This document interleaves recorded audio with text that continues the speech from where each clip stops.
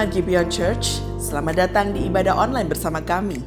Saya berdoa Anda semua tetap dalam keadaan sehat dan ada dalam penyertaan Tuhan kita, Yesus Kristus dimanapun Anda berada.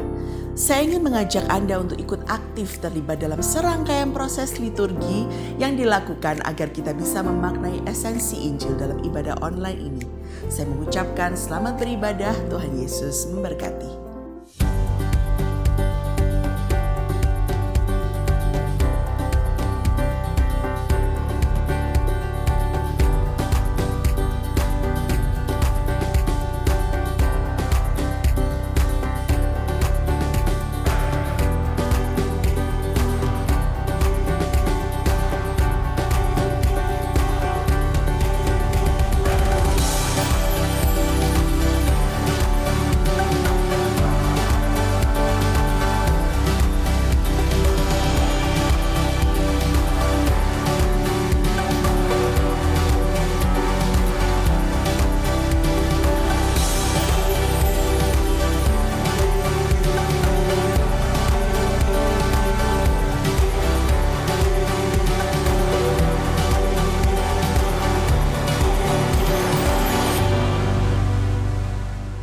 Shalom Jemaat Gibeon, selamat datang di ibadah live streaming Gibeon Church.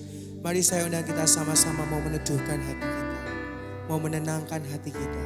Kita mau bersyukur akan kasih-Nya, kita mau menyembah dan memuji nama-Nya. Thank you Lord, thank you Lord. Bless the Lord, oh my soul, oh my soul. Worship His holy name. Sing like never before. Oh my soul, I'll worship Your holy name.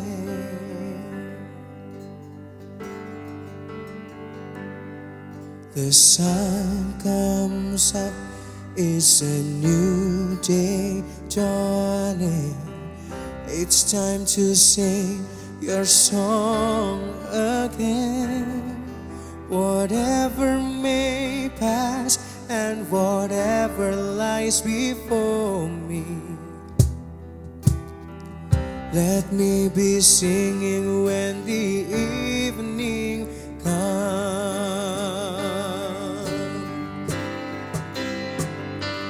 Bless the Lord, oh my soul, oh my soul.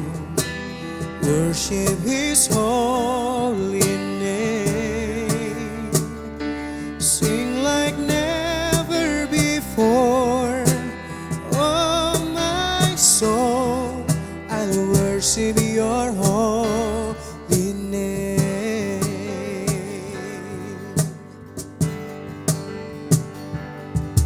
You're rich in love and You're slow to anger. Your name is great and Your heart is kind. For all Your goodness I will keep on singing. 10,000 reasons for my heart to find.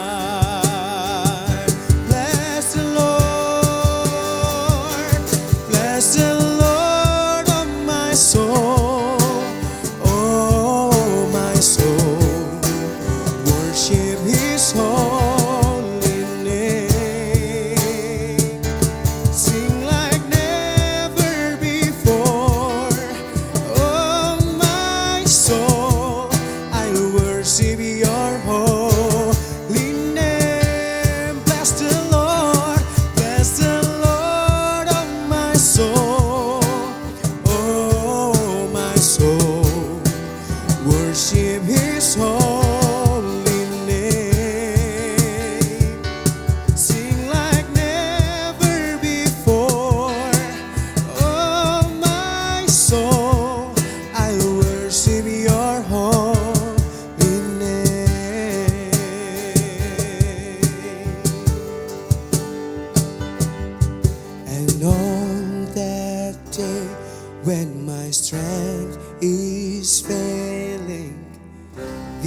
end draws near and my time has come, still my soul will sing your praise unending. 10,000 years and then forevermore.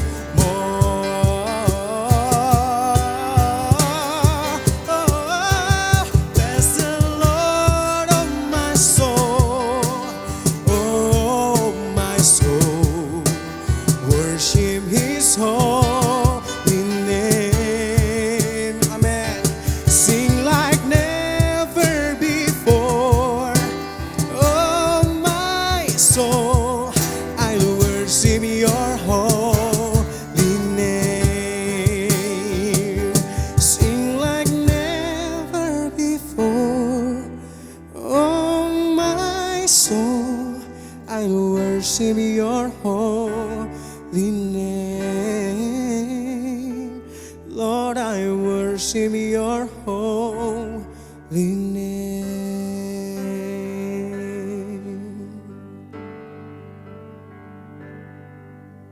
Shalom Jemaat Gibeon, minggu ini adalah minggu ke-21 dari Katekismus Reformasi. Seperti biasa saya akan membacakan pertanyaannya dan Anda akan menjawab di tulisan berwarna kuning. Lalu kita akan baca ayatnya bersama-sama. Penebus seperti apakah yang dibutuhkan untuk membawa kita kembali kepada Allah? Penebus yang manusia sejati dan juga Allah sejati. Kita sama-sama baca Yesaya 9 ayat yang kelima. Sebab seorang anak telah lahir untuk kita, seorang putra telah diberikan untuk kita. Lambang pemerintahan ada di atas bahunya, dan namanya disebut orang penasihat ajaib, Allah yang perkasa, Bapa yang kekal, Raja damai.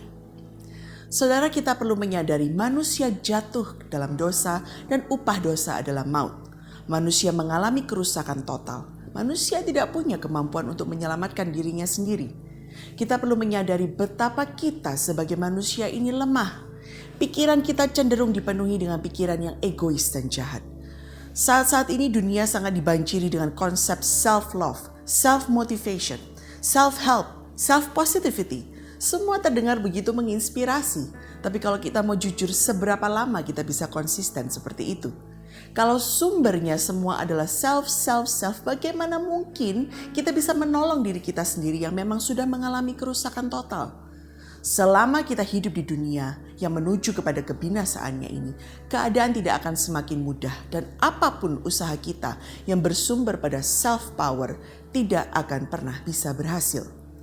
Saudara, ini adalah bukti kita tidak bisa menyelamatkan diri kita sendiri. Karena itu penebusan harus datang dari Allah yang adalah pencipta kita yang berdaulat atas hidup kita. Allah itu maha kasih tetapi sekaligus maha adil. Tidak ada korban yang bisa dipersembahkan oleh manusia sendiri untuk menghapus dosa manusia sampai kepada kekekalan apabila tanpa korban yang sempurna. Karena itu Allah harus menjadi manusia. Yesus datang ke dunia menyamakan dirinya sebagai manusia dan hidup tanpa dosa. Dia menanggung semua dosa-dosa kita, menjadi pengganti yang sempurna bagi kita. Pengorbanannya cukup dan sempurna untuk dosa kita di masa lalu, masa sekarang, dan masa depan. Yesus yang pernah menjadi manusia sama seperti saudara dan saya mengerti segala kekuatan kelemahan kita. Karena Yesus adalah 100% Allah yang saat ada di dunia, dia juga menjadi 100% manusia. Dia mengerti betul apa yang kita alami dan apa yang kita butuhkan. Yesus menanggung semua dosa kita di atas kayu salib, mati, bangkit dari kubur, menang atas maut, dan naik ke surga. Sebagaimana hari Kamis yang lalu kita merayakan kenaikan Yesus Kristus ke surga. Ia telah menyelesaikan pelayanannya di dunia dan ia menjadi pembela yang sempurna bagi saudara dan saya. Yesus menggenapi rancangan penyelamatan Tuhan yang sejak awal sudah ditentukan. Ia menggenapi proses justification, sanctification, dan glorification untuk kita dan mengembalikan tujuan Allah di dalam hidup kita sehingga memulihkan kembali hubungan manusia dengan Allah. Saya mau memberi kesempatan untuk Anda berdoa, mengakui segala ketidakberdayaan kita dan bersyukur atas Kristus yang menggantikan posisi kita sebagai penebus.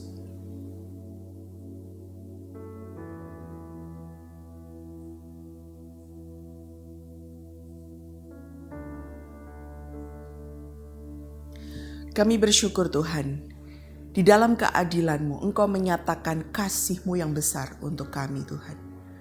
Kami memperoleh kebenaran kami karena karya penebusan-Mu. Karena itu Tuhan, apapun yang kami hadapi hari-hari ini Tuhan, kami bisa bersandar penuh. Karena kami tahu Tuhan, hidup kami ini milik-Mu dan Engkau menjadi milik kami Tuhan. Kami bergantung penuh di dalam kebenaran-Mu, di dalam kasih-Mu, di dalam anugerah-Mu yang selalu menjadi penghiburan bagi kami di tengah-tengah segala hal yang kami hadapi. Kami percaya Engkau Tuhan yang berdaulat penuh atas kehidupan kami dan kami mau berserah penuh di dalam kasih-Mu. Hanya di dalam nama Tuhan Yesus kami berdoa dan mengucap syukur. Haleluya. Amin. Tuhan Yesus, kami bersyukur Tuhan karena Engkau rela turun ke dalam dunia menjadi manusia. Terlebih kami bersyukur Tuhan karena Engkau rela mati di atas kayu salib, menebus setiap dosa kami, membebaskan kami dari belenggu dosa. Kami bersyukur kepadamu Tuhan, bersyukur akan kebaikan-Mu, kesetiaan-Mu, kasih-Mu dalam hidup kami. We thank you Lord, we thank you Lord.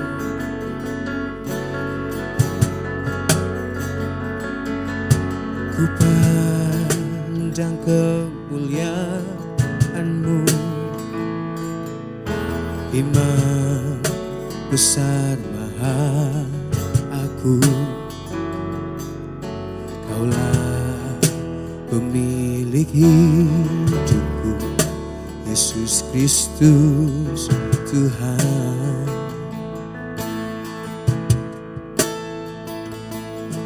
Sujud di depan tahta-Mu, taklukkan seluruh hidupku. Dalam tangan-Mu penebus, Yesus Kristus Tuhan.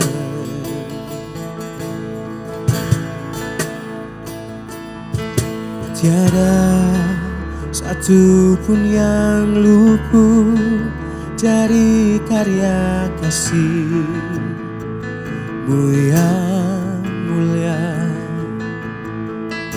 Bagi-Mu segala pujian, hormat, kemuliaan.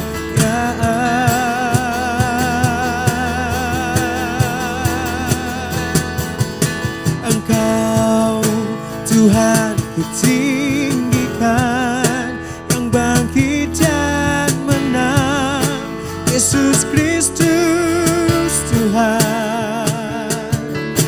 Raja mulia dan luhur, berkorban bagiku. Selamatkan jiwaku.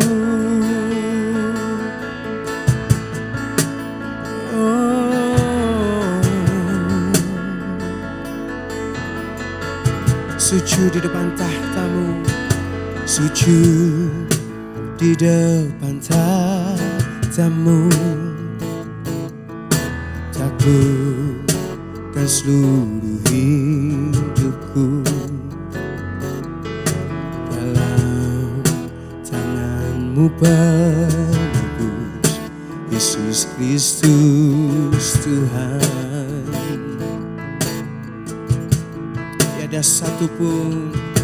Tiada satu pun yang luput dari karya kasih-Mu yang mulia.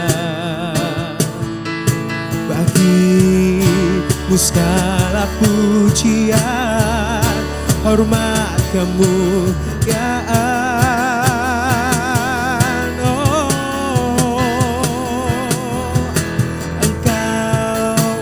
Tuhan ku tinggikan, yang bangkit dan menang, Yesus Kristus Tuhan. Raja mulia dan luhur, berkorban bagiku. Maka jiwaku memuji-Mu,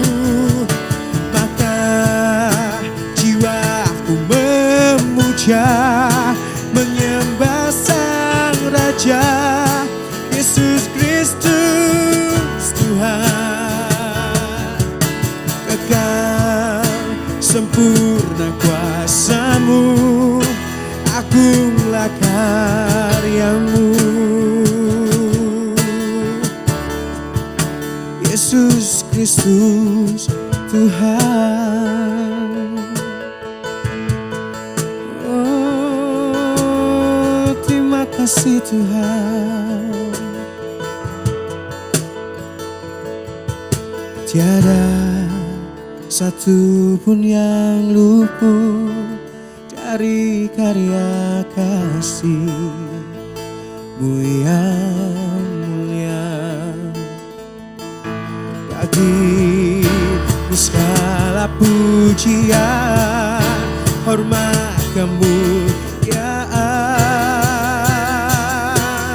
Oh, Engkau Tuhan ku tinggikan, yang bangkit dan menang, Yesus Kristus Tuhan. Raja mulia dan luhur, berkorban bagiku. Oh, maka jiwaku memuja, menyembah Sang Raja, Yesus Kristus Tuhan. Kekal sempurna kuasa-Mu, agunglah karya-Mu. Yesus Kristus Tuhan.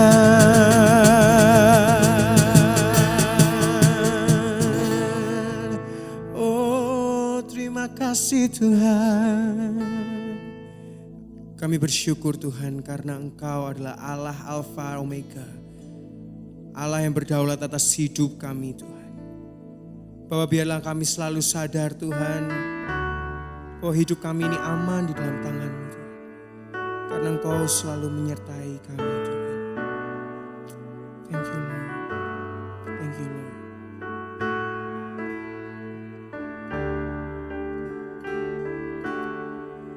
Meski semua bangsa dan kerajaan runtuh, Tuhanlah Raja atas segalanya.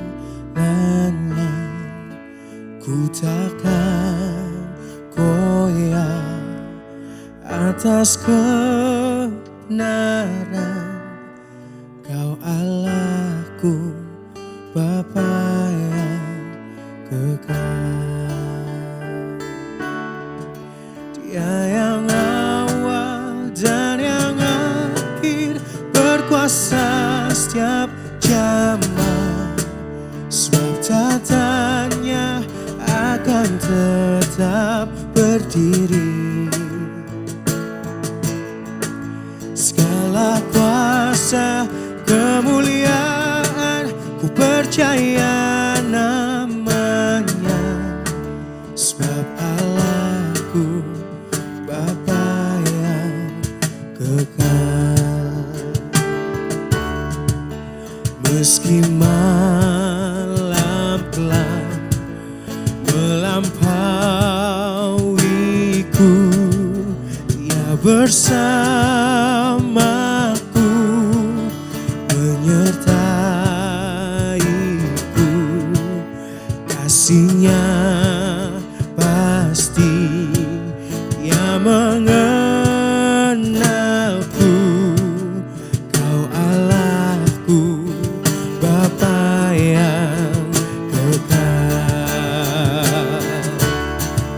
Dia yang awal dan yang akhir, berkuasa setiap zaman. Sebab tatanya akan tetap berdiri. Segala kuasa kemuliaan, percaya namanya, sebab Allahku Bapa yang kekal. Thank you Lord. Kami bersyukur Tuhan. Mari kita pujikan. Meski ku tak takkan hari esok, ku kan menanti Sang Juru Selamat. Suatu hari kelak ku bersama Dia di hadapan Bapa yang kekal. Katakan, Dia yang awal dan yang akhir, berkuasa setiap zaman, sebab tatanya akan tetap berdiri. Segala kuasa kemuliaan ku percaya namanya, sebab Allahku Bapa yang kekal. Sebab Allahku Bapa yang kekal.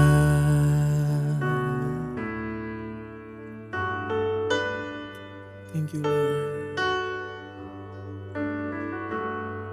Bersyukur Tuhan.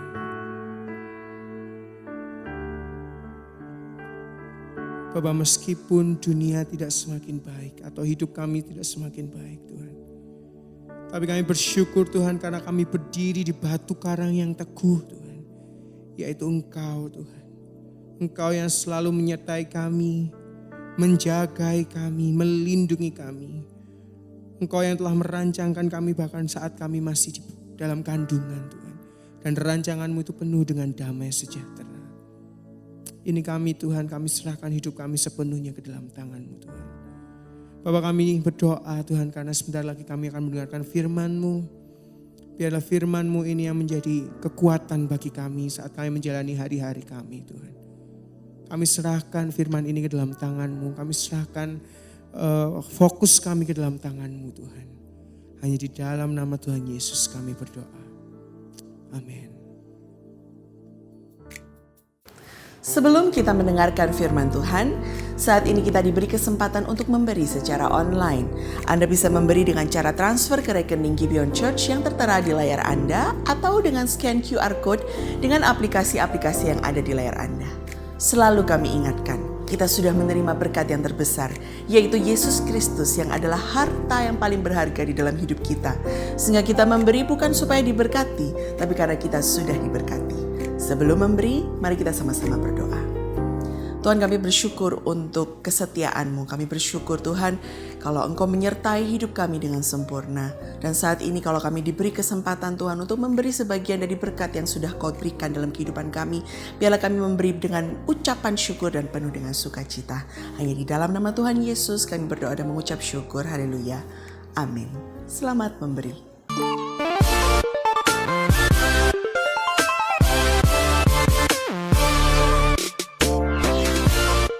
Hello everyone, happy Sunday and this is Gibeon Weekly News. Minggu depan, Gibeon Church akan memulai sermon series yang baru yaitu Eklesia, Gereja yang Kudus dan Am. Check this out.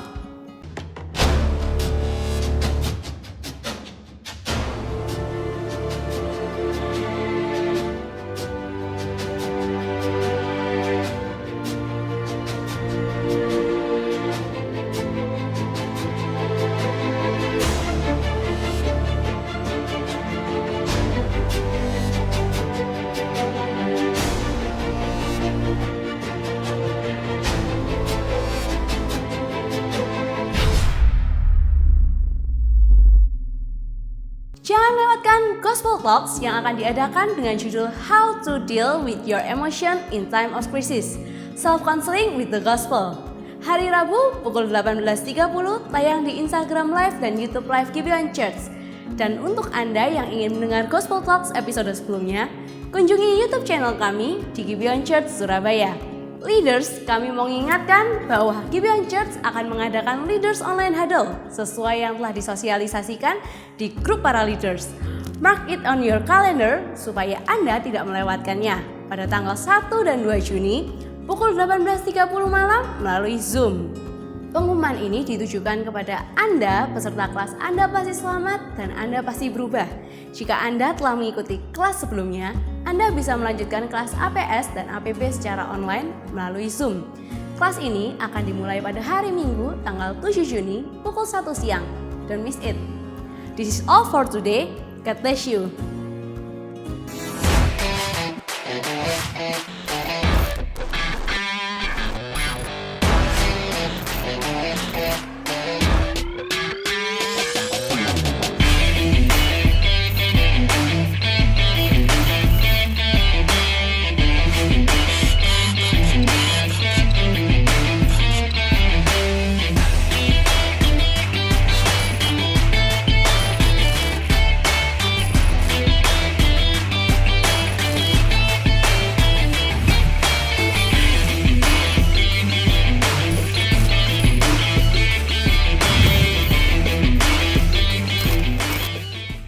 Welcome to Gibeon Church, saudara semua.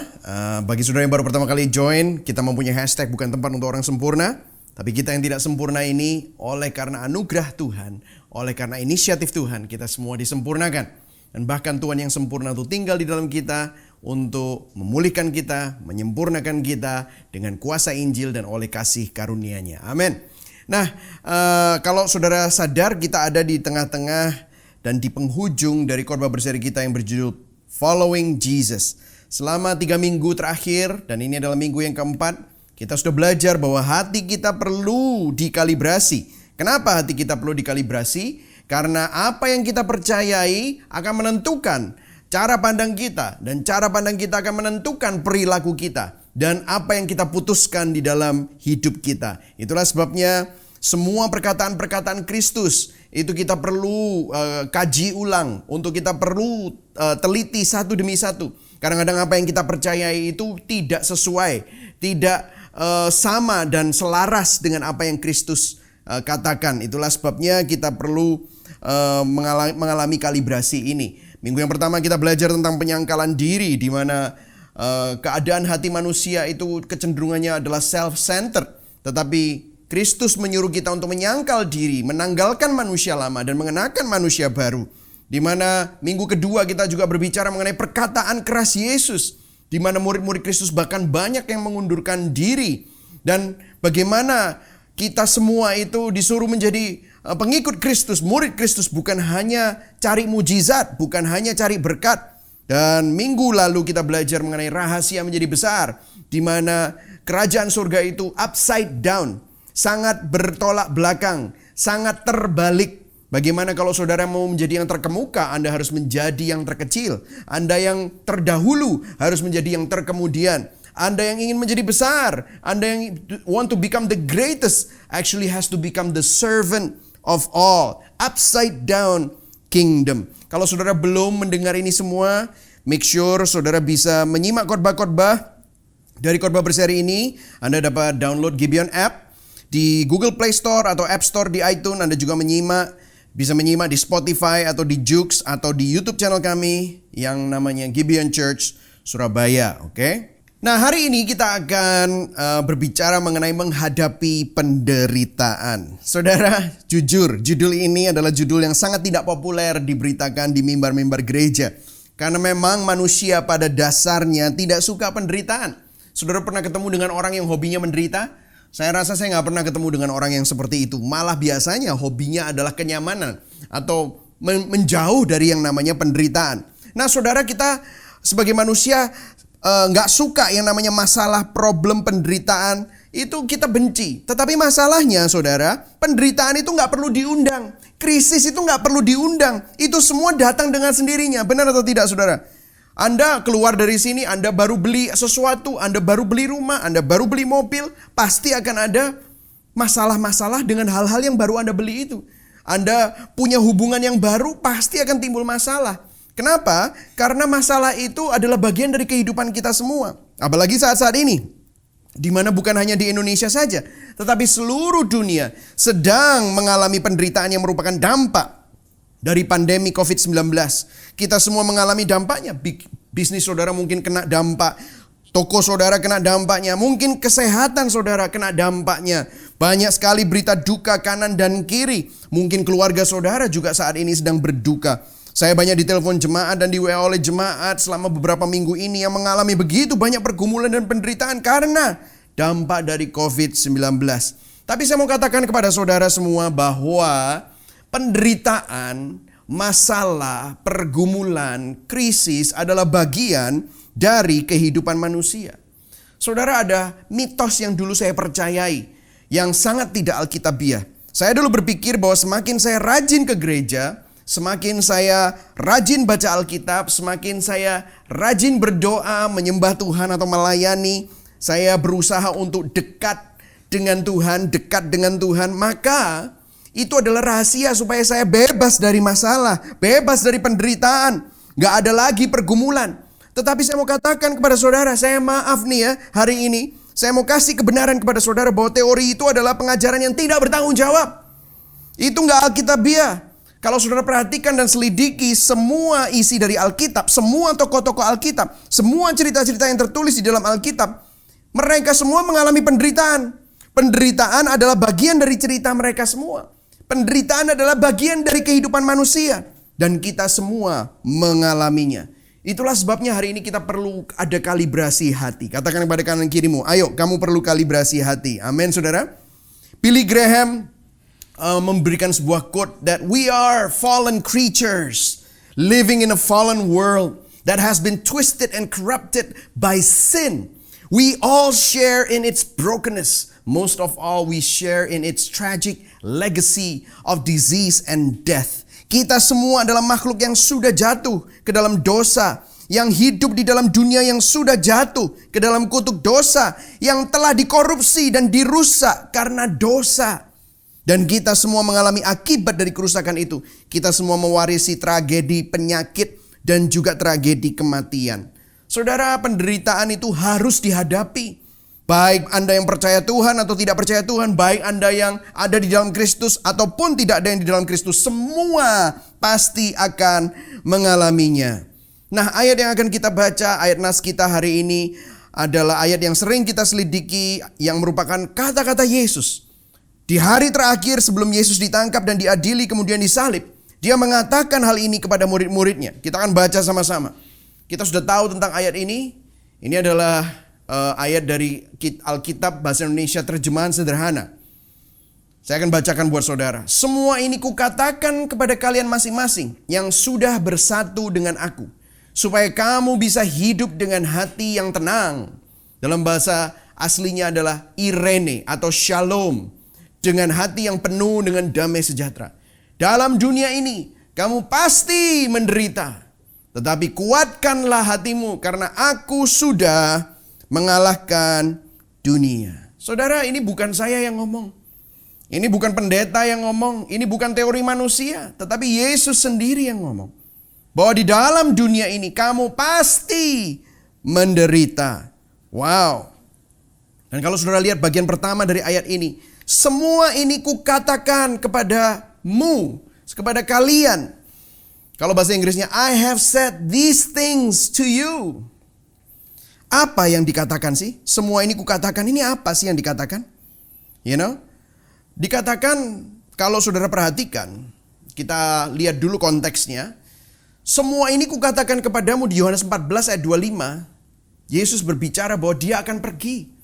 Dia akan meninggalkan murid-muridnya, tetapi dia akan mengutus seorang penolong, sang penolong yaitu Roh Kudus, sang penghibur yang akan mengingatkan mereka akan ajaran-ajaran Yesus. Yohanes 15 ayat 1-11 Yesus berkata, dialah pokok anggur dan kita adalah carang-carangnya. And apart from him, terputus dari dia, kita tidak bisa melakukan apa-apa. Murid-muridnya tidak bisa melakukan apa-apa. Yohanes 15 ayat 12-27 berkata, kasih Kristus bagi mereka. Dan mereka adalah sahabat-sahabat Kristus. Mereka bukan hanya hamba lagi, tapi mereka adalah sahabat Kristus. Dan mereka akan menjadi saksi Kristus. Dan Yohanes 16 ayat 1-25 berbicara mengenai Roh Kudus yang memampukan mereka. Roh Kudus yang akan menolong mereka untuk menjadi saksi. Yohanes 16 ayat 25 berbicara tentang mekanisme doa.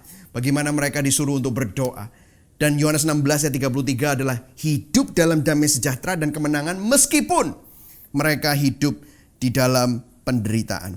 Saudara, ini sangat luar biasa. Ini adalah konteks dari semuanya. Itulah sebabnya Yesus ingin mempersiapkan murid-muridnya karena dia tahu setelah ini murid-muridnya akan mengalami begitu banyak tantangan. Dan hari ini saya rasa ayat ini juga berbicara untuk kita semua yang sedang mengalami banyak pergumulan, penderitaan dan masalah dalam hidup kita. Dikatakan selanjutnya, semua ini kukatakan kepada kalian masing-masing yang sudah bersatu dengan aku, supaya kamu bisa hidup dengan hati yang tenang. Bahasa aslinya irene atau shalom, damai sejahtera or peace. Dalam dunia ini kamu pasti menderita. Tapi kuatkanlah hatimu karena aku sudah mengalahkan dunia ini. I have said these things to you that in me you may have peace. In the world you will have tribulation. Saudara, ada dua hal di sini yang kita perlu perhatikan. Di dalam Kristus kita akan memiliki hati yang tenang. Di dalam Kristus kita akan beroleh damai sejahtera. Di dalam dunia kamu pasti menderita. Saudara bisa melihat ini. Nah, kalau saudara melihat ini, banyak orang yang salah tafsir. Begini salah tafsirnya. Ini bukan pilihan, saudara. Jadi banyak orang yang berpikir begini. Atau kalau enggak ada orang yang bilang gini. Kalau kamu hidup di dalam dunia, maka kamu akan menderita. Tapi kalau kamu hidup dalam Kristus, kamu enggak akan menderita tetapi beroleh damai sejahtera. Saudara, ayat ini bukan begitu maksudnya. Kalimat ini bukan itu poinnya. Jadi bukan berbicara bahwa ini kayak pilihan, multiple choice. Kalau kamu di dalam Kristus, kamu akan hidup dalam damai sejahtera dan gak ada masalah. Terus kalau kamu hidup dalam dunia, kamu pasti menderita dan punya banyak masalah. Bukan itu loh saudara. Tetapi disinilah kita perlu kalibrasi hati, oke? Disinilah kita perlu menyelaraskan dan mengkalibrasi pemahaman kita. Jadi maksud dari perkataan Kristus ini adalah begini. Meskipun kamu mengalami penderitaan di dalam dunia, kalau kamu ada di dalam Kristus, maka kamu akan tetap tenang. Meskipun kamu ada di dalam dunia yang penuh dengan penderitaan dan mengalami penderitaan, maka kalau kamu ada di dalam Kristus, kamu akan tetap memiliki damai sejahtera. Itu intinya, saudara. Nah, bagi orang yang gak punya Kristus, tanpa Kristus, maka hidup mereka akan hanya berlangsung menjalani penderitaan demi penderitaan tanpa makna, saudara. Tapi di dalam Kristus, bahkan di dalam penderitaan kita, hati kita masih memiliki ketenangan. Hati kita masih memiliki shalom, damai sejahtera. Kadang-kadang kita ngomong shalom itu seperti halo diganti shalom gitu. Shalom gitu saudara. Tapi benar gak sih kamu punya shalom? Benar gak sih kalau kamu mengalami penderitaan yang ada di dalam dunia ini, kamu memiliki shalom? Nah, itu yang akan kita bahas hari ini. Saudara, kita akan masuk ke dalam apa arti ini semua. Nah, penderitaan seperti apa yang dimaksudkan di sini? Kalau saudara perhatikan di ayat ini, kita akan beralih dari kitab suci dengan terjemahan baru, LAI. Yohanes 16 ayat 33 dikatakan apa? Semuanya itu kukatakan kepadamu, supaya kamu beroleh damai sejahtera di dalam aku. Dalam dunia kamu menderita penganiayaan. Itu bahasa aslinya adalah thlipsis, persecution. Tetapi kuatkanlah hatimu. Aku telah mengalahkan dunia. In this world you will have tribulation. Tribulation di sini jadi bukan saja penderitaan yang terjadi gara-gara kesalahan kita sendiri. Nggak bisa bayar hutang misalnya. Kamu terlibat hutang, terjepit hutang karena ada masalah dengan keadaan ekonomi, maka kredit macet semua. Kamu nggak bisa bayar hutang, masuk dalam penderitaan. Itu meskipun itu termasuk, tetapi itu bukan intinya. Atau karena kamu salah membuat keputusan sehingga kamu mengalami penderitaan saat ini.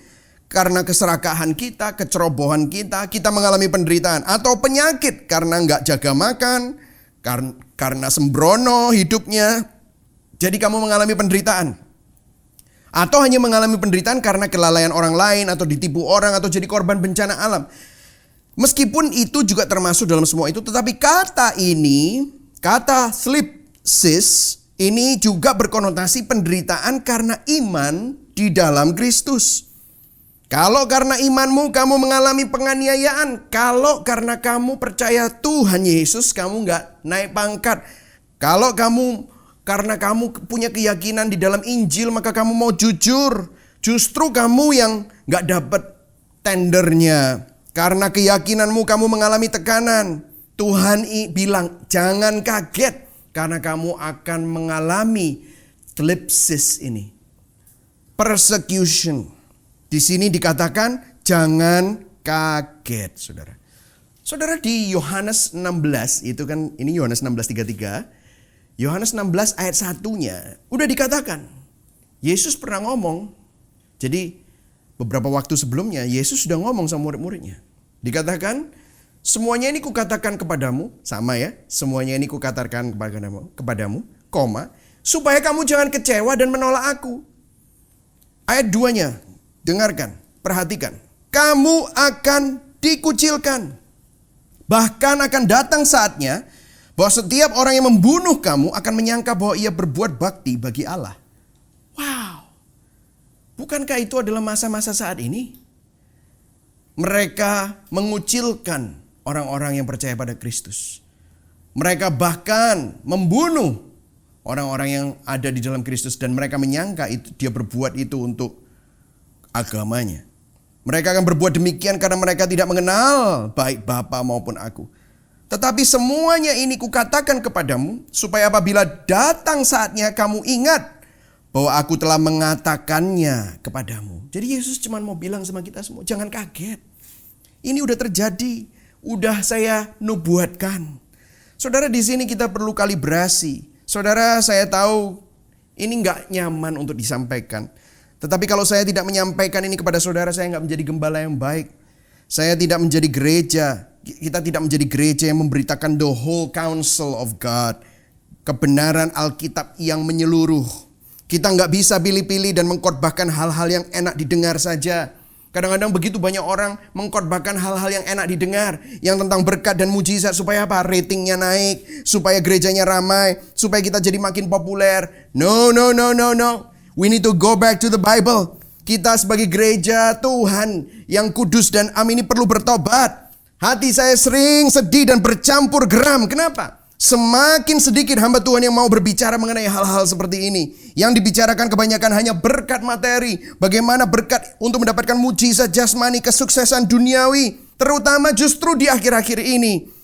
Saudara, kalau sudah perhatikan tim pastoral kami dari Juni tahun lalu.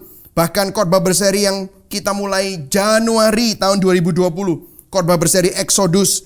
Kita sudah mempersiapkan jemaat dan gereja untuk menghadapi penderitaan. Dan saudara, tiba-tiba COVID-19 ini terjadi. Ini sudah ditulis di Alkitab. Penderitaan, penganiayaan, krisis, kesusahan, kesukaran itu semua sudah ditulis oleh para rasul. Kok kita seringkali gereja Tuhan sibuk untuk cari rahasia supaya kita diluputkan dan dihindarkan dari penderitaan atau mencari rahasia untuk mendapatkan kenyamanan. Itu adalah Injil yang palsu. Apa yang Yohanes tulis ini sudah dikatakan Yesus. Dan bukan cuma hanya Yohanes yang nulis ini. Rasul Petrus pun juga menulis. Di 1 Petrus pasal 2 ayat 19 dikatakan. Sebab, ayat 19 kita baca sama-sama. Saudara semua yang di rumah, baca yang keras. Sebab adalah apa? Kasih karunia jika seorang karena sadar akan kehendak Allah menanggung penderitaan yang tidak harus ia tanggung. Wow. Adalah apa? Kasih karunia jika seorang menanggung penderitaan yang tidak seharusnya dia tanggung. Sebab dapatkah disebut pujian jika kamu menderita pukulan karena kamu berbuat dosa. Tetapi jika kamu berbuat baik dan karena itu kamu harus menderita, maka itu adalah kasih karunia pada Allah. Wow, begitu berbeda. Saudara, seringkali kalau kita ngomongin tentang kasih karunia, itu kita bilang apa? Wah, saya baru dapat berkat besar. Wah, saya baru dapat terobosan besar. Saya dapat kasih karunia. Gitu kan kita sukanya begitu, saudara. Oh, aku baru dapat rumah. Oh, aku baru dapat jodoh. Oh, aku baru nikah. Oh, aku sembuh dari sakit. Itulah kasih karunia. Tetapi menanggung penderitaan. Tetapi menanggung penganiayaan. Hidup menderita karena Kristus. Jarang kita berbicara bahwa itu adalah kasih karunia. Tetapi di sini 1 Petrus 2 berkata apa? Adalah kasih karunia. Jika kamu berbuat baik, karena itu kamu harus menderita, maka itu adalah kasih karunia. Wow. Seringkali kan kita begini, saudara. Ayat 20. Dapatkah itu disebut pujian jika kamu menderita pukulan karena kamu berbuat dosa? Kalau kamu kena batunya misalnya. Kenapa kalau kamu kena batunya gara-gara dosamu? Kita ini kan suka sekali menyalahkan Tuhan. Bahkan kadang kita itu bilang sama Tuhan, kenapa Tuhan kau biarkan aku masuk ke dalam penganiayaan ini? Begitu berat penderitaanku. Penganiayaan bukan, saudara. Itu gara-gara dosamu sendiri. Dan di situ kita tanya, kenapa Tuhan? Kenapa? Itu salahnya kita sendiri. Tetapi di sini kalau kamu nggak salah, kamu diperlakukan tidak adil karena kamu berbuat baik. Kamu ditekan karena kamu berbuat baik. Itu adalah kasih karunia. Wow. Kemudian ayat 21-nya. Itulah panggilan kita semua. Sebab, ayat 21. Untuk itulah kamu dipanggil. Wow. Seringkali kan kita bicara tentang panggilan Tuhan. Panggilan Tuhan itu selalu diidentikan. Seringkali disalah mengerti bahwa kita akan menjadi pembuat sejarah bagi Tuhan. Iya, tetapi tahukah yang membuat sejarah bukan kamu? Yang membuat sejarah yang berdaulat itu Tuhan. Dan kalau kita dipanggil untuk melayani Dia, kalau kita dipanggil untuk ikut menderita bersama Kristus, itu adalah wujud dari kasih karunia Tuhan. Karena Kristus pun telah menderita untuk kamu dan telah meninggalkan teladan bagimu, supaya kamu mengikuti jejaknya. Wow. Saudara, ini ayat yang tidak populer. Ayat yang jarang diberitakan. Tetapi kalau hari ini saudara mengalami tekanan karena imanmu, Anda dikucilkan karena saudara percaya Kristus, berbahagialah. Berbahagialah karena itu merupakan wujud kasih karunia Tuhan. Di Yohanes 15, yaitu satu pasal sebelum Yohanes 16 yang kita baca tadi, Yesus sudah bilang sama murid-muridnya. Ayat yang ke-18 dikatakan begini, jikalau dunia membenci kamu, ingatlah bahwa ia telah lebih dulu membenci aku daripada kamu. Sekiranya kamu dari dunia, tentulah dunia mengasihi kamu sebagai miliknya. Saudara, akhir-akhir ini gereja banyak yang berusaha untuk jadi seperti dunia, supaya disukai oleh dunia, supaya dianggap keren oleh dunia. Tetapi saya berdoa supaya kita kembali. Jangan kaget kalau dunia itu gak mengasihi kamu. Kalau dunia mengasihi kamu, justru itu menunjukkan bahwa kamu itu bukan dari Tuhan. Tetapi karena kamu bukan dari dunia, selanjutnya ayat 19b. Tetapi karena kamu bukan dari dunia, melainkan aku telah memilih kamu dari dunia. Sebab itulah dunia membenci kamu. Saudara, kalau sudah perhatikan di sini Kristus menyelipkan doctrine of unconditional election. Aku telah memilih kamu dari dunia. Jadi jangan pernah kita bermegah bahwa kita yang memilih Tuhan. No. Kalau kita bisa diselamatkan itu karena semata-mata karena Tuhanlah yang lebih dulu berinisiatif untuk memilih saudara dan menyelamatkan saudara. Itu adalah prerogatifnya Tuhan. Bersyukurlah kalau hari ini saudara mengenal Kristus. Dan ini semua sudah dikatakan oleh Yesus bahwa dunia akan membenci kamu gitu. Saudara, ada yang mungkin bertanya sama saya atau mungkin mendengar khotbah ini Anda bertanya, loh, saya pikir Kristus menderita buat kita dan Kristus menggantikan penderitaan kita supaya kita tidak menderita. Yang pertama benar, saudara. Kristus menderita untuk kita. Kristus menggantikan penderitaan kita, benar.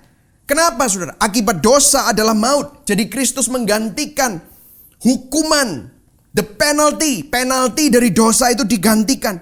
Konsekuensi dan hukuman dosa kita sudah ditanggung dan sudah diselesaikan oleh Kristus. Dan di dalam Kristus kita semua dibenarkan di hadapan Allah. Tetapi dengarkan saya, Alkitab tidak pernah mengatakan kekristenan itu tanpa penderitaan. Tidak pernah. Kalau sudah perhatikan, seluruh Alkitab berbicara bagaimana justru di dalam penderitaan Tuhan memakai penderitaan itu untuk membentuk umatnya. Tuhan memakai penderitaan itu untuk menunjukkan kemuliaannya. Tuhan memakai semua masalah dan pergumulan manusia yang terus dihadapi, eksistensial atau mungkin tentang kejahatan di dalam dunia ini. Itu semua dipakai oleh Tuhan untuk menunjukkan bahwa kita membutuhkan Dia. 2 Korintus 1 ayat 3-4 dikatakan apa? Salah satu tujuan saudara dan saya mengalami penderitaan. Terpujilah Allah, Bapa Tuhan kita Yesus Kristus. Ini adalah perspektif Paulus ya saudara. Ingatlah, disuruh ingat. Katakan pada kanan kirimu, ingat. Bapa yang penuh belas kasihan dan Allah sumber segala penghiburan. Lihat, Allah adalah sumber segala penghiburan. Dan apa? Ayat yang keempat, yang menghibur kami dalam segala penderitaan kami. Segala, bahasa Inggrisnya all of our suffering. Artinya sufferingnya gak cuma satu, penderitanya bukan cuma hanya satu, tetapi banyak. Sehingga kami sanggup menghibur mereka yang berada dalam bermacam-macam penderitaan. Dengan penghiburan yang kami terima sendiri dari Allah. Saudara, dikatakan bahwa penghiburan Allah untuk penderitaan kita bukan hanya untuk kita, tetapi juga untuk orang lain yang mengalami berbagai penderitaan. Itulah sebabnya kenapa kok penderitaan adalah salah satunya wujud kasih karunia Tuhan. Karena Tuhan ingin menghibur, Dialah Allah sumber penghiburan. Dia ingin menghibur kita waktu kita mengalami penderitaan. Dan itu bukan cuma hanya untuk kita, gak cuma hanya berhenti kepada kita. Ini adalah wujud bagaimana waktu Tuhan menghibur kita. Penghiburan yang kita terima itu juga untuk orang lain yang mengalami berbagai penderitaan. Disinilah ada kabar baik saudara. Disinilah ada kabar baik. Bersukacita saudara. Kalau saudara saat ini mengalami penderitaan, apa yang sedang saudara alami? Apakah saat ini saudara sedang mengalami masalah finansial? Apakah saat ini saudara sedang mengalami sakit penyakit dalam tubuhmu? Apakah saat ini saudara sedang dikhianati dan ditinggalkan oleh orang-orang yang Anda cintai? Penderitaan-penderitaan apa yang sedang saudara hadapi? Kristus juga pernah mengalaminya. Kristus mengalami kelaparan. Kristus mengalami dia tidak memiliki rumah. Kristus mengalami dikhianati. Kristus mengalami dia ditinggalkan sendirian. Kristus mengalami seakan-akan Tuhan tidak mendengar dia. Kristus mengalami penderitaan yang lebih daripada semua penderitaan kita. Dan dia juga menang atas penderitaan itu. Itulah sebabnya Allah adalah sumber penghiburan kita. Karena dia bukan cuma hanya menghibur dari atas sana, tetapi dia menghibur karena dia pernah mengalami apa yang kita alami. Saudara, kalau saya kasih sedikit ilustrasi, kalau saudara mau dihibur oleh, misalnya saudara sekarang sakit kanker, saudara mau dihibur oleh orang yang ahli kesehatan tapi tidak pernah sakit, yang pertama. Atau saudara mau dihibur oleh orang yang juga sekarang sakit sama seperti saudara, dan bahkan sakitnya lebih parah dari saudara. Saudara mau dihibur oleh orang seperti itu? Atau yang ketiga adalah orang yang pernah sakit kanker, tapi kemudian dia sembuh dan dia sekarang cancer free. Saya mau tanya sama saudara, saudara mau dipilih dihibur oleh siapa? Saudara pasti akan mau dihibur sama yang ketiga. Betul ya saudara? Saudara mau dihibur sama ahli kesehatan yang gak pernah sakit kanker? Ngapain kamu menghibur aku? Kamu gak tahu apa yang aku rasakan. Betul ya saudara? Atau yang kedua, saudara mau dihibur sama orang yang sakitnya lebih parah dari saudara? Mestinya malah saudara yang menghibur dia. Betul ya saudara? Masih sama-sama sakit saat itu. Ya paling senasib sepenanggungan. Itulah penghiburan yang paling maksimal yang mereka bisa berikan. Tetapi yang ketiga, dia pernah merasakan apa yang kamu rasakan. Dan dia menang dan dia sembuh, sehingga waktu dia berbicara kepada kamu, kamu bisa memiliki pengharapan. Allah kita bukan Allah yang duduk di surga dan membiarkan kita hanya di dalam penderitaan. Tetapi dia pun pernah turun ke dunia. Dia pun pernah merasakan namanya lahir di kandang. Namanya tempat tidurnya adalah palungan. Pernah dia difitnah. Dia dianiaya. Dia diadili, diperlakukan tidak adil. Dikhianati oleh orang yang paling dekat. Dia pernah merasakan apa yang kita rasakan. Dia pernah lapar. Dia pernah kecapean. Tapi dia menang atas semua itu. Itulah sebabnya kalau saudara mengalami itu semua, Yesus pernah mengalaminya. Kalau saudara mengalami kedukaan, waktu Lazarus mati, waktu Lazarus meninggal, Yesus datang ketemu sama Maria, ketemu sama Marta. Dia menangis. Dia pernah ditinggal sahabatnya. Dia pernah ditinggal oleh orang-orang yang dicintainya. Penghiburan Allah adalah penghiburan yang asli, yang otentik. Kenapa? Karena dia pernah merasakan apa yang kamu rasakan. Saudara, kenapa seringkali Allah mengizinkan untuk penderitaan? Saya pernah memberikan quote ini di salah satu khotbah di Exodus. Ada seorang teolog yang bernama Don Carson. Dari bukunya Reflection on Suffering and Evil.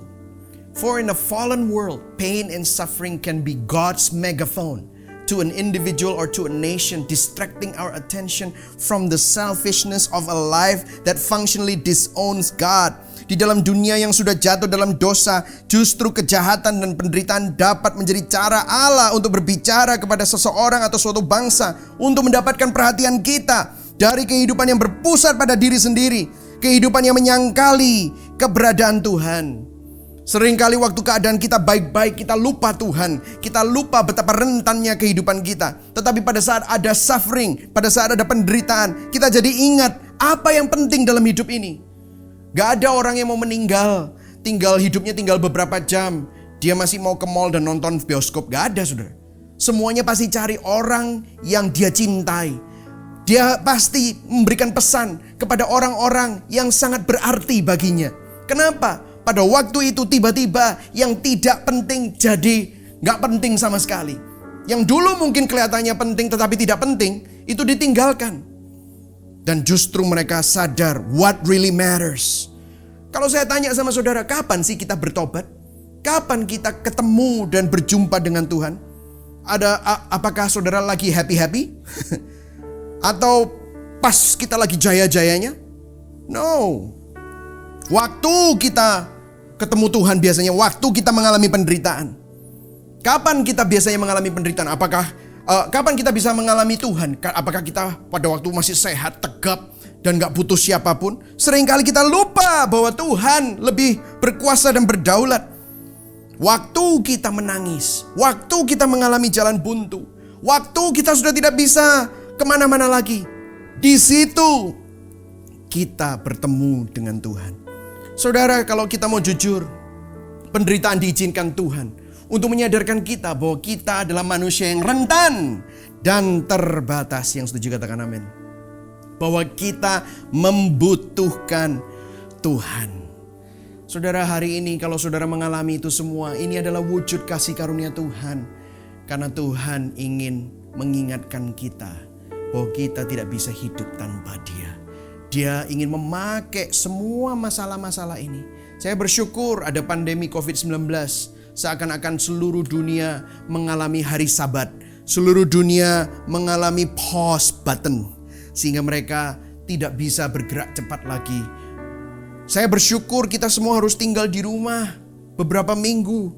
Saya bersyukur bahwa kita semua mengalami masalah ekonomi. Kenapa? Pada waktu kita jaya, kita suka lupa dan sibuk dengan berkat Tuhan dan kita lupa siapa pemberi berkatnya.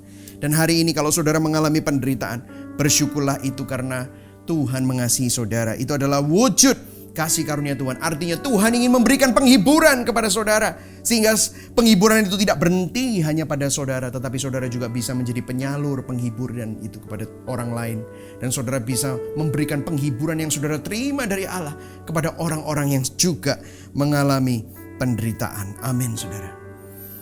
Masih di 2 Korintus 1 dikatakan ayat 8b.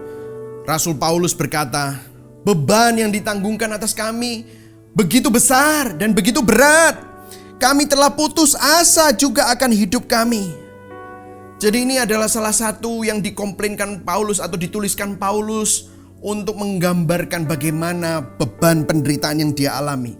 Tetapi saudara lihat, bukan hanya bahwa penderitaan itu untuk menyadarkan kita bahwa kita ini perlu memikirkan yang penting. Tetapi lihat di sini. Ayat 9. Bahkan kami merasa seolah-olah kami telah dijatuhi hukuman mati. Tetapi hal itu terjadi supaya apa? Kami jangan menaruh kepercayaan pada diri kami sendiri. Tetapi hanya kepada Allah yang membangkitkan orang-orang mati. Saudara, Paulus bicara hal yang sama. Tadi Yohanes sudah bicara, Petrus sudah bicara, Paulus juga bicara. Paulus bicara yang sama, beban yang ditanggungkan atas dia begitu berat, begitu besar sehingga mereka putus asa. Tetapi penderitaan itu akhirnya membuat dia apa? Supaya jangan menaruh kepercayaan pada diri mereka sendiri, tetapi hanya kepada Allah saja. Saudara, kadang-kadang Tuhan mengizinkan penderitaan. Akhirnya, kenapa? Penderitaan akhirnya memaksa kita untuk hanya mengandalkan Tuhan. Karena sudah tidak ada pilihan yang lain. Sudah tidak ada pilihan untuk mengandalkan yang lain. Itulah sebabnya akhirnya kita gak bisa lari kemana-mana. Kita hanya bisa datang kepada Tuhan. Hari ini, kalau saudara sedang mengalami penderitaan, jangan lari kemana-mana. Message ini buat saudara. Karena Tuhan ingin berperkara dengan engkau. Karena Tuhan ingin mengambil engkau kembali, membawa engkau pulang, membawa engkau supaya engkau tidak ditinggalkan. Penderitaan akhirnya memaksa kita untuk mengandalkan Tuhan. Bagaimana kita bisa menghadapinya? Di perikop ini, Paulus juga berkata di 2 Korintus 1 ayat 20. Kita sering sekali berbicara mengenai hal ini. Dikatakan apa? Sebab Kristus adalah ya bagi semua janji Allah. Itulah sebabnya oleh Dia kita mengatakan amin untuk memuliakan Allah. Saudara, pada waktu kita mengalami penderitaan, disitulah kita sadar bahwa kita rentan, kita gak mampu. Bukan kita yang pegang kendali, kita gak bisa pegang kendali. Tapi disitulah kita melihat salib Kristus. Disitulah kita melihat janji Tuhan. Disitulah kita melihat penghiburan Tuhan. Penghiburan Tuhan, janji Tuhan. Semua yang Tuhan sudah sediakan kepada kita itu wujudnya seperti apa? Dikatakan 2 Korintus 1 ayat 20 tadi. Kristus adalah ya bagi semua janji Allah. Bukan mujizat jasmani, bukan terobosan keuangan, bukan pada waktu kamu mengalami pemulihan di dalam pernikahanmu. Bisa itu terjadi, tetapi semua itu fana. Yang tidak bisa diambil oleh siapapun adalah Kristus yang adalah ya bagi semua janji Allah. Itulah sebabnya oleh Dia kita mengatakan amin untuk memuliakan Allah. Pada saat kita lemah, kita memandang kepada Kristus. Disitulah kita memiliki kekuatan yang baru. Kita kuat bukan karena kita. Kita mampu bukan karena kita. Tetapi karena Kristus yang ada di dalam kita. Yang sudah menjadi semua penggenapan janji Allah. Itu yang memampukan kita. Itu yang memampukan kita untuk bisa mengalami penghiburan di dalam Kristus. Amin saudara. Saudara, saya masih ingat waktu anak saya mengalami sakit. Dan dia harus dioperasi, dia harus mengalami gak enak, dia harus diinfus pada waktu dia masih umur 2,5 tahun. Dan waktu itu saya harus merelakan supaya dia mengalami kesakitan. Karena kami tahu kalau kita tidak mengambil dia ada sis ya, ada sis di matanya. Kalau kita tidak mengizinkan dokter untuk mengambil itu, maka itu akan berbahaya bagi tubuhnya. Maka kita harus rela, kita harus tega.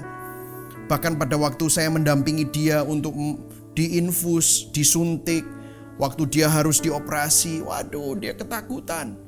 Saya harus rela, saya bahkan harus pegangin dia.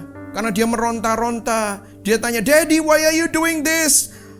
Papa, kenapa kamu ngelakuin itu?" Saya harus taruh, karena dia meronta-ronta, saya harus taruh. Dan saya gak berani lihat dia. Saya harus relakan supaya dia bisa diinfus. Pada saat itu hati saya hancur. Saudara, saya yakin waktu Tuhan merelakan Kristus untuk mengalami itu semua, itu gak gampang. Waktu Tuhan melihat umat pilihannya harus mengalami penderitaan, itu juga gak mudah. Tetapi dia harus rela. Karena apa? Ada dosa yang sangat berbahaya, yang kalau kita dibiarkan terus hidup di dalam jalur itu, maka itu akan menghancurkan hidup kita. Hari ini, biarlah saudara sadar, kalau saudara mengalami itu semua, ada kebaikan di balik itu semua. Ada penghiburan di balik itu semua. Itu adalah wujud kasih karunia Allah. Tim Keller, salah satu penulis favorit saya dan guru saya. Saya membaca semua bukunya. Salah satu bukunya yang berbicara tentang walking with Jesus in pain and suffering. Dia berkata, Jesus Christ did not suffer so that you would not suffer. Yesus Kristus menderita bukan supaya kita tidak mengalami penderitaan. That's not it. He suffered so that when you suffer, you'll become more like Him. Yesus menderita sehingga ketika kita mengalami penderitaan, kita akan dimampukan untuk menjadi serupa dengan Kristus. Bukankah itu tujuannya? Saudara mengalami justification, saudara dibenarkan. Saudara juga mengalami sanctification. Saudara menerima positional sanctification. Tapi saudara dibawa dalam journey untuk semakin serupa di dalam Kristus. Sehingga saudara menanggalkan manusia lamamu. Seperti minggu pertama penyangkalan diri. Dan mengenakan manusia barumu. Sehingga saudara semakin serupa dengan Kristus. Itulah kenapa Yesus menderita.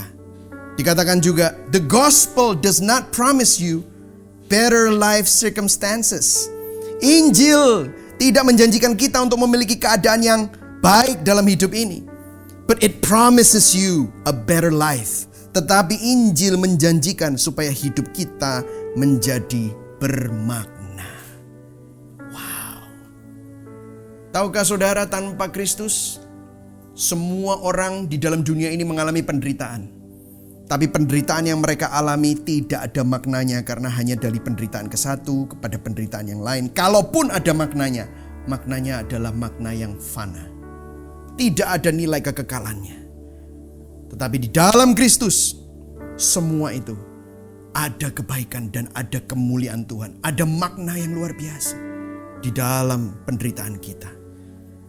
2 Korintus 12 ayat 9b sampai 10, ayat yang ke-10. Rasul Paulus juga mengalami penderitaan.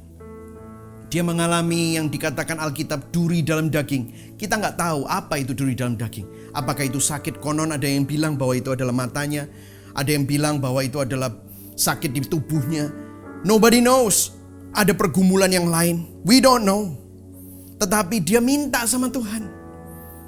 Dan dia bilang, dia bahkan benar-benar berdoa supaya Tuhan mencabut ini. Tetapi Tuhan menjawab, cukuplah kasih karuniaku bagimu. Dan dia bilang di 2 Korintus 12 ayat 9b, sebab itu terlebih suka aku bermegah atas kelemahanku, supaya kuasa Kristus turun menaungi aku. Ayat yang ke-10, karena itu aku senang dan rela di dalam kelemahan, di dalam siksaan, di dalam kesukaran, di dalam penganiayaan dan kesesakan oleh karena Kristus. Sebab jika aku lemah, aku kuat. Saudara tahu, kasih karunia Tuhan, kuasa Tuhan, kuasa Kristus menjadi sempurna pada saat kita tidak mampu lagi. Pada saat kita ada di dalam kesukaran, pada saat kita ada di dalam penganiayaan, pada saat kita ada di dalam kesesakan, di situ kita kuat. karena kekuatan Kristus yang menguatkan kita. Banyak orang bilang, aku mau mengalami Engkau Tuhan. Tapi mereka lupa, justru melalui penderitaanlah kita mengalami keindahan Tuhan. Sinar kasih karunia Tuhan bersinar terang pada saat kita mengalami kegelapan yang sangat pekat. Itulah sebabnya kalau saudara mengalami penderitaan hari ini, pandang kepada Kristus. Karena di dalam Kristus saudara dikuatkan. Pandang kepada Kristus saat engkau menderita, karena di dalam Kristus engkau dimampukan.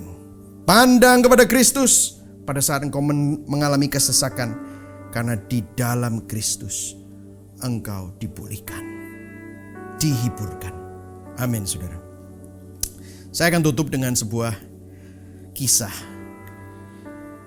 Ini adalah seorang penulis, dia adalah seorang pembicara motivasi, namanya Joni Eareckson Tada.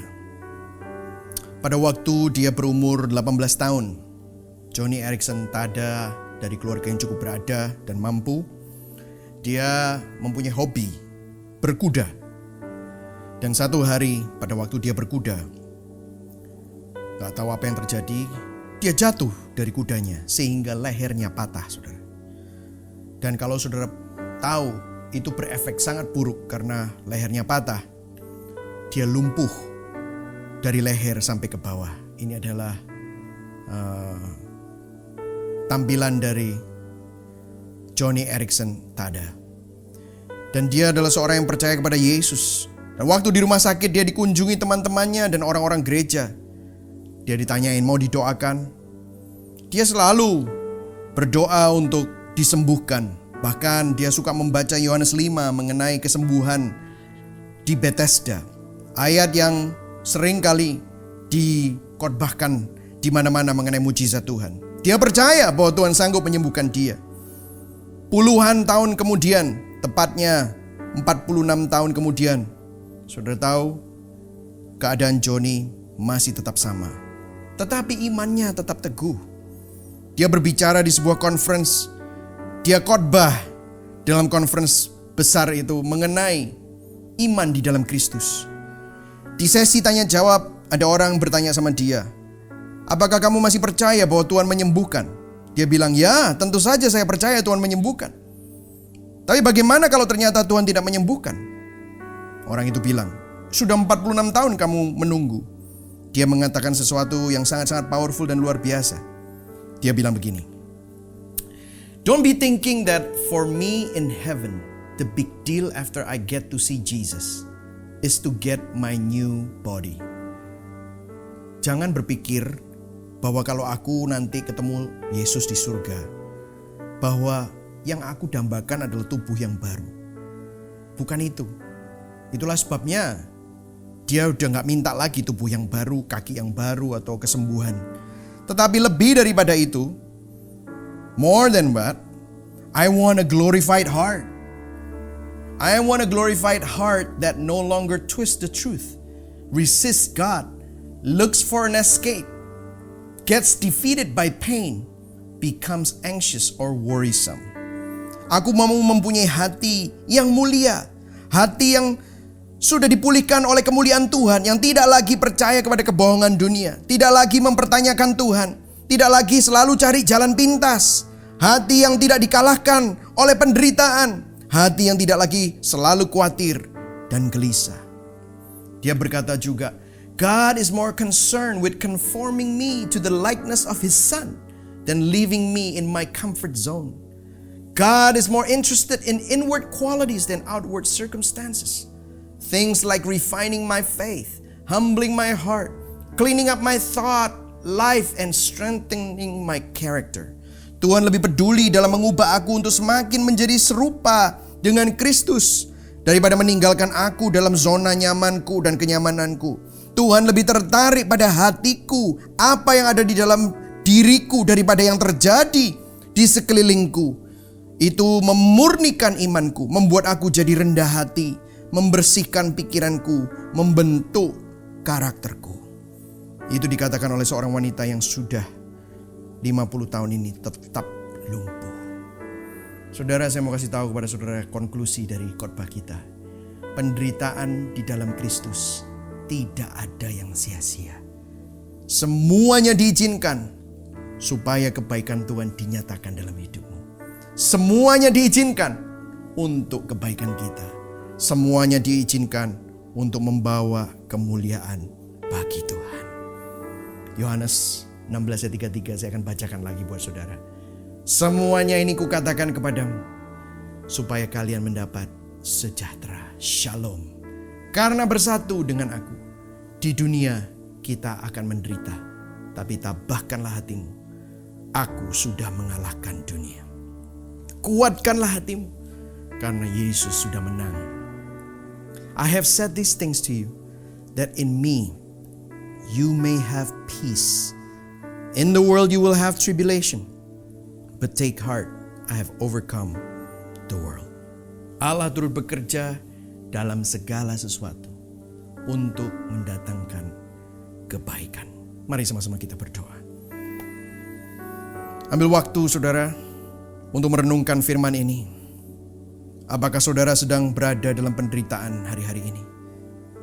Terlepas dari apakah penderitaan itu sebagai akibat dari kesalahanmu atau penderitaan karena Kristus.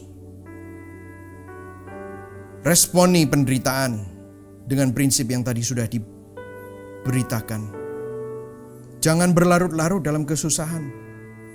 Jangan berlarut-larut hidup di dalam menyalahkan orang lain atau menyalahkan diri sendiri. Tapi biarlah engkau memandang kepada Yesus.